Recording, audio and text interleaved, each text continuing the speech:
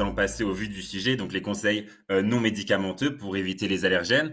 Donc en fait, c'est vraiment ça le principe, c'est vraiment éviter de rentrer en contact avec l'allergène, que ce soit par la voie inhalée, par le toucher, ou encore par éviter tout ce qui nous crée l'allergie aussi par voie orale. Donc commençons par l'alimentation qui est, je pense, le plus concret. Donc ici, ça va vraiment faire, vraiment être attentif à l'emballage, bien lire la liste des ingrédients. Généralement, les allergènes sont mis en évidence, soit en gras ou soit via les pictogrammes que Anne nous a présentés juste avant. Pour les animaux, donc quand on est allergique aux poils des chats ou des chiens, par exemple, donc ça va être éviter tous les endroits où l'animal va généralement longtemps, donc que ce soit la chambre, voilà, éviter de laisser le chien ou le chat dormir sur le lit. Généralement, c'est là où les poils vont rester. Pareil sur le canapé ou des choses comme ça, il faut éviter que le chien soit là ou dépose ses poils ici parce que c'est les poils qui vont vraiment créer cette allergie. Pour le rhume des foins, donc là, on est en plein dedans. Donc, comme Anne l'a dit, c'est vraiment important de consulter ce site rallergie.be.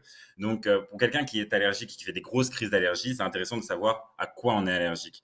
Donc, ce site permet donc de voir les différents pics. Et donc, par exemple, si vous savez que vous êtes allergique au boulot et que le boulot arrive, voilà, vous dire, voilà, et là, le pic commence, donc il va falloir que je sois prévoyant, que je sorte avec mes antihistaminiques si je prévois d'aller faire, je sais pas, une marche, une randonnée. Donc ça, c'est vraiment le plus important. Essayez d'enlever les plantes ou les cultures de votre jardin qui vous créent des allergies, ça c'est du bon sens. Ensuite, pour l'intérieur, donc essayez de la journée fermer les fenêtres, surtout les fenêtres de la chambre, et les ouvrir que le soir quand la température descend. Parce que le soir, quand les températures descendent avec un peu d'humidité, les allergènes vont plus avoir tendance à tomber sur le sol et donc à moins rentrer dans les maisons.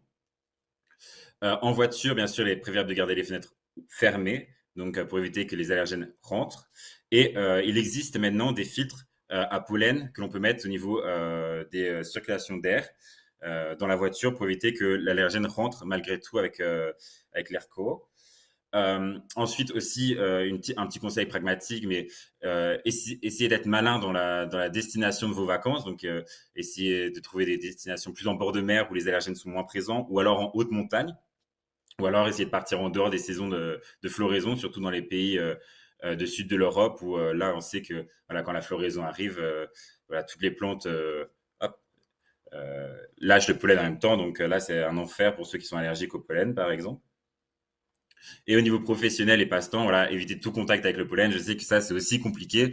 Ça vient avec l'expérience, surtout quand on devient allergique sur le tard, on va dire.